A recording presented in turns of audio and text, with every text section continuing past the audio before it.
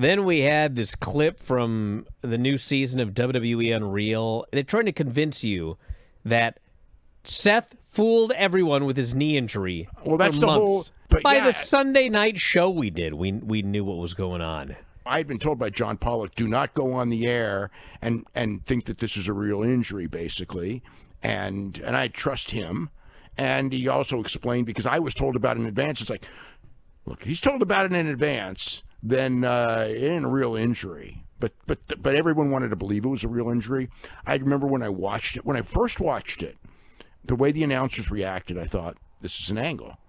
But everyone, was going, it's not an angle, it's not an angle, not an angle. And then, I got called. Then as the days went on and I started asking around, it was very clear from everyone that nobody knew, but they were starting to come around to the idea that it couldn't have been. And then eventually, again, I found out from people who were just essentially, outright telling me, yeah, it's in the angle for SummerSlam.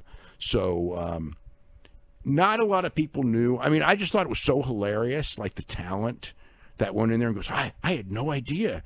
And it's like, are you in the real world? It's like anyone who paid attention, even if they wanted to believe, they had heard the story that this probably, if you didn't want to know and you don't follow wrestling closely, yes, of course, you could have been fooled.